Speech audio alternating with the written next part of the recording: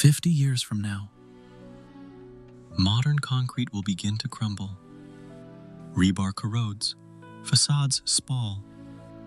Bridges need replacing before a single generation passes beneath them. But 20 centuries from now, 20, a dome poured in the reign of Emperor Hadrian will still carry its own weight over the campus marshes. Flawless, uncracked, bearing the sky on its shoulders like it was mixed yesterday. Welcome to the volcanic hills above the Bay of Naples, where the earth itself bleeds a reddish-gray powder the ancients called pozzolana. Step inside a world of construction dust and chemical genius, where bare hands mixed the strongest building material civilization has ever produced. This is how Rome built the impossible. And it all starts with ash. the secret hides in these hills. Ash born from eruptions older than memory, holding a chemical patience that modern engineers are only now beginning to unpack. And in 127 AD, a man named Lucius Valerius Nepos understood its language better than anyone alive. Lucius was 52.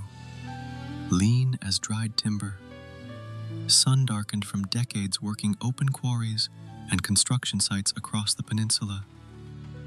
His hands carried a permanent gray stain, lime and volcanic ash ground into the creases of his palms like a second skin he couldn't scrub away.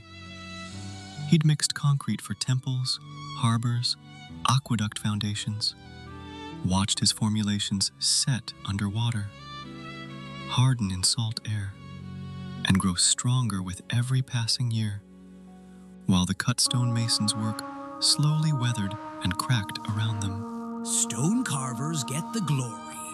Always have. But my concrete holds their stones together, and it'll be standing long after their chisels are dust. The quarries at Pozzuoli sat on slopes overlooking the bay, steep deposits where workers drove wooden scoops into ash beds that still radiated volcanic warmth. The air tasted of sulfur, bit the back of your throat. Mule trains waited below, 30 animals deep, sacks already lashed to their frames. Each load would travel 140 miles north to the capital, to a construction site that was about to attempt something no civilization had ever achieved. Emperor Hadrian wanted a temple to all the gods. Not another rectangular box with columns. Those were everywhere, from here to the frontier. He wanted a rotunda, a perfect sphere inscribed inside a cylinder, crowned by a dome open to the heavens. His architects drew the plans. The diameter came back at 43 meters. Same measurement from floor to oculus peak. Perfect geometry. And every engineer who looked at those numbers Said the same thing. That's impossible. No dome of unreinforced concrete had ever spanned that distance. Not in Greece, not in Persia, not anywhere on Earth. The weight alone would crush the walls beneath it. 100,000 tons of aggregate and binder pressing outward, demanding to collapse. Concrete across 43 meters. With NO iron, no chain, no reinforcement. You might as well pour water into a basket, and he expected to hold.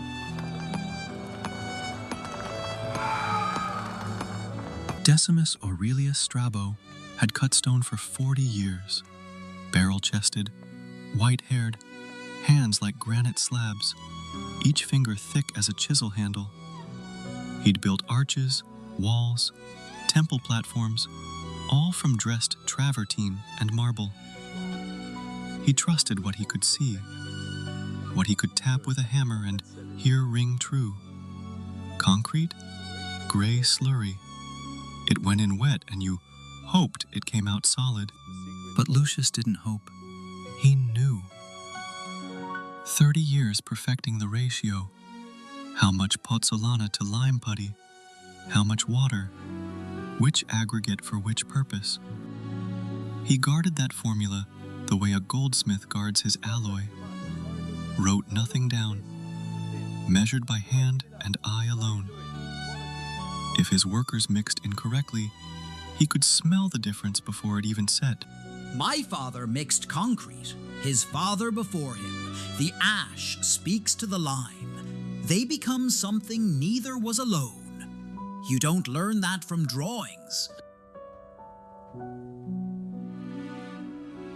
Among the workers hauling sacks from the quarry mules to the mixing troughs, one figure moved differently from the rest. Tariq of Sidon, 28, wiry, olive-skinned, with a quiet watchfulness and dark eyes that missed nothing. Enslaved after a merchant dispute in Phoenicia, he'd been assigned to Lucius's crew for 3 years. Carried materials, shoveled ash, kept his mouth shut. But Tariq's grandfather had burned lime on the Lebanese coast. His people had mixed ash and calcium for waterproof plasters generations before the Republic even existed. He understood things about this chemistry that Lucius assumed no laborer could, and Lucius never thought to ask. The commission arrived on a spring morning, carried by an imperial courier sealed with Hadrian's ring. The concrete work for the Pantheon dome would begin within 60 days. Lucius would oversee every pour, every mix, every layer from the massive foundation ring to the paper-thin shell around the oculus, the great eye that would open the dome to the sky. 43 meters of unsupported concrete. If it held, it would be the greatest engineering achievement the world had ever seen. If it cracked, Lucius wouldn't live long enough to explain why. the mixing troughs stretched 60 paces along the eastern wall of the construction site. Long wooden channels lined with clay, each one wide enough for 4 men to work side by side. This is where Opus Caementicium was born. Not in an architect's drawing, not in an emperor's decree. Here, in the wet, gritty, lung-burning labor of combining 3 ingredients that had no business becoming the strongest building material the ancient world would ever produce. First came the Pozzuoli, reddish-gray volcanic ash, still warm from the earth that created it. Shoveled into the troughs in measured heaps, Lucius eyeballed every portion, never a scale, never a marked vessel. His hands knew the weight. His fingers read the grain size the way a baker reads flour. Then the lime. Calcium oxide, Burned in kilns so hot, the workers wrapped linen over their faces to keep from scorching their throats. The quicklime arrived in covered carts, white, powdery, dangerous.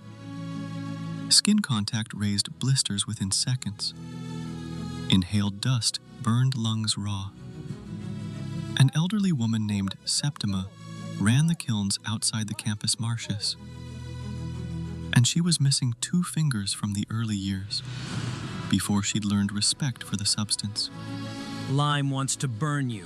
Let it. Then it calms down, and it'll do whatever you need. water came last. Not too much. Lucius was obsessive about water content. Too wet, and the mix wouldn't bind properly. Too dry, and it crumbled before setting. He added water with a wooden ladle, mixing with each pour.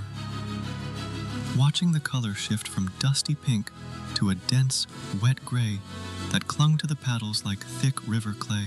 But the real genius wasn't in the binder.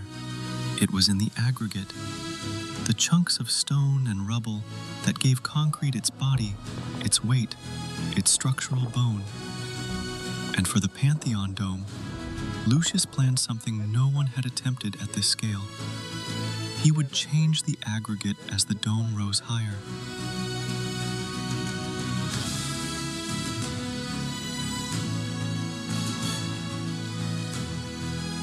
A dome stone that grew lighter as it climbed.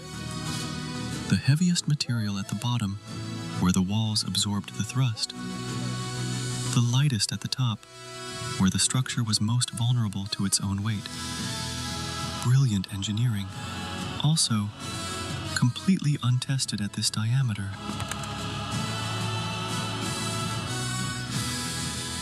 The formwork rose inside the rotunda like the skeleton of an enormous wooden egg.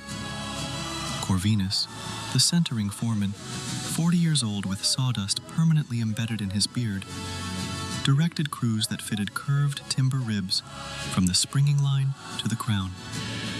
Thousands of boards, tens of thousands of nails, a temporary wooden dome that would hold wet concrete until it hardened, then be stripped away, leaving the stone shell to carry itself.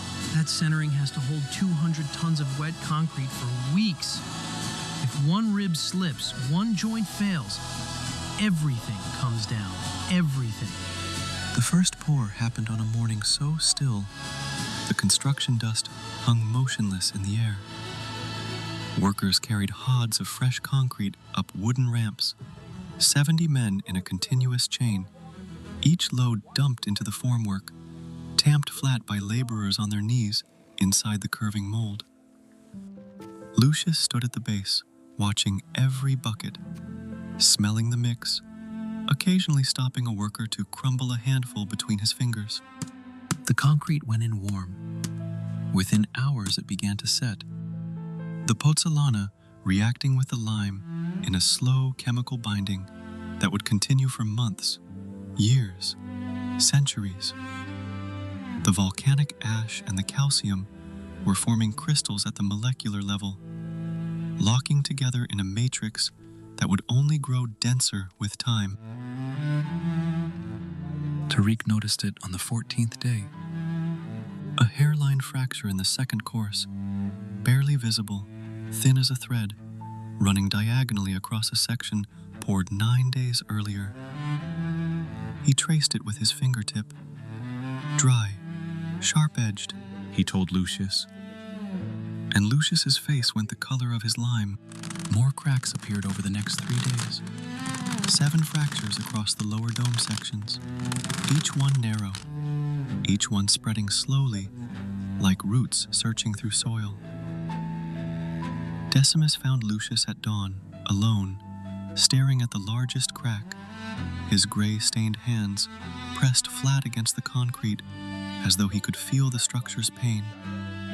Stone you can seed, test you can TR us. This gray mud of yours is failing, Lucius. Lucius said nothing, pressed his palm harder against the wall.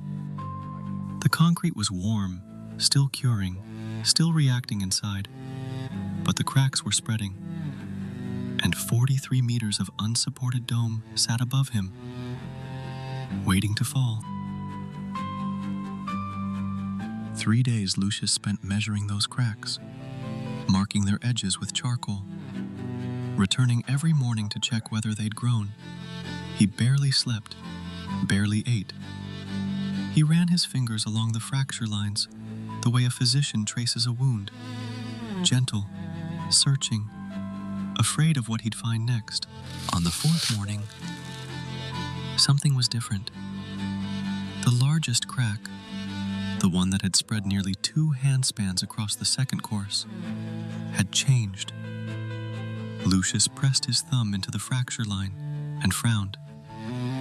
The edges weren't sharp anymore. They were soft, chalky. New mineral growth was forming along the break, white crystals filling the gap, like a wound knitting itself closed. The lime is healing it. Lucius turned. Tariq stood behind him, still holding a mixing paddle, ash dust coating his forearms to the elbow.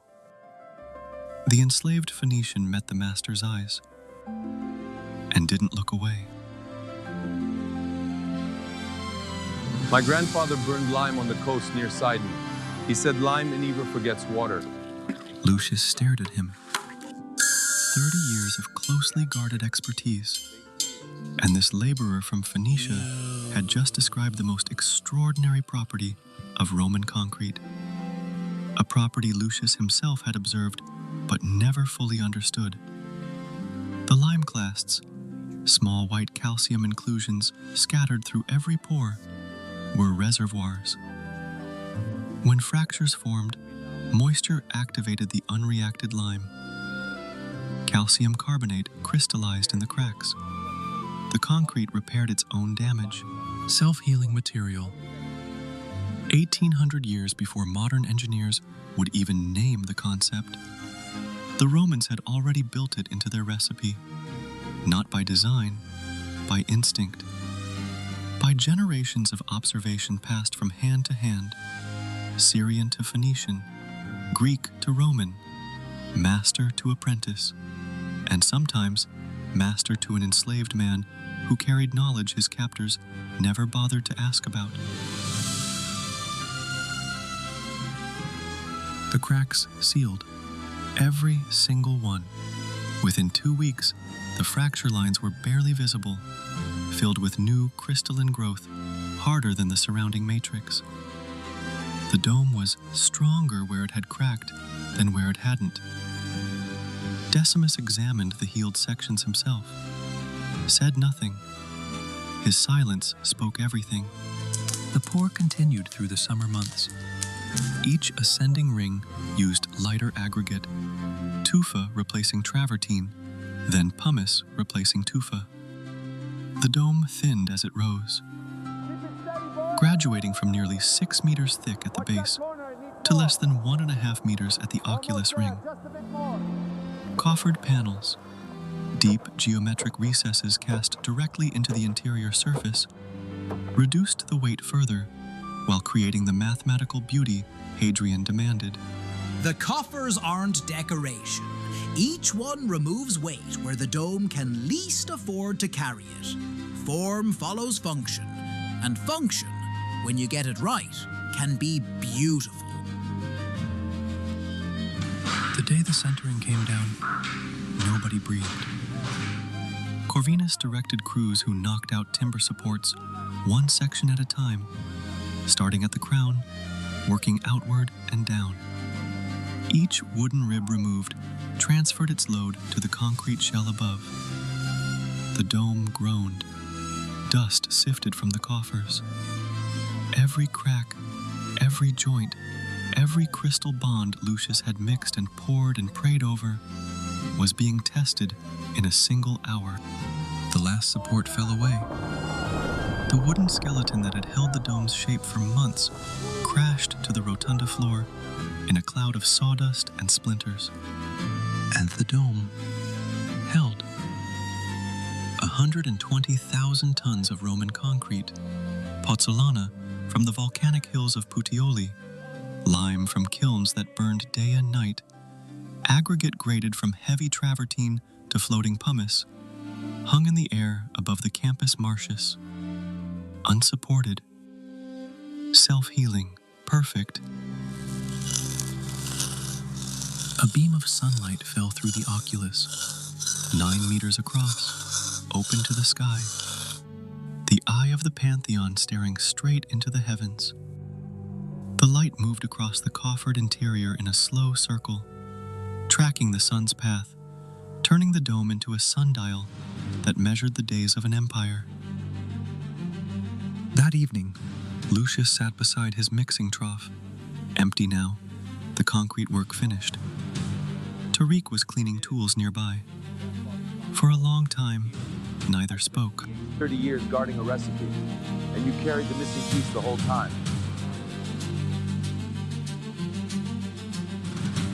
Tariq didn't answer immediately. He set down the paddle he was scrubbing and looked toward the dome rising above the construction wall, its curve just visible against the darkening sky. Knowledge doesn't care who carries it, only that someone does. You see the ratio, 2 parts aggregate? Lucius Valerius Nepos did something that night he'd never done in 30 years of mixing concrete. He sat with Tariq until the stars came out, and he talked. Ratios, water content, how to read pozzolana quality by smell and texture, how aggregate size affects the set. Everything he'd hoarded, everything he'd believed made him irreplaceable, he gave away freely to an enslaved man whose people had understood lime chemistry before the Republic was born. His name was never carved into the Pantheon's stones. No inscription credits the concrete master. No record survives of Tariq of Sidon or the Phoenician knowledge he carried. But their work does. 2,000 years. The Pantheon dome has endured earthquakes, floods, the fall of the empire, and 14 centuries of rain pouring through its open eye. The concrete hasn't cracked. The lime clasts still activate when moisture finds its way in. The dome is still healing itself, still growing stronger, still carrying the sky on shoulders mixed from volcanic ash and the burned bones of limestone. Modern engineers cut core samples from the Pantheon walls. They scan the crystal structure with electron microscopes. They publish papers trying to explain what Lucius knew by touch and what Tariq's grandfather knew by tradition. The formula was never written down. It passed from hand to hand, and the hands that built this dome left their prints in the concrete, still visible if you know where to look. Stone carvers got the glory. They always did. But the concrete holds their stones together, and it's still standing, long after the chisels turn to dust.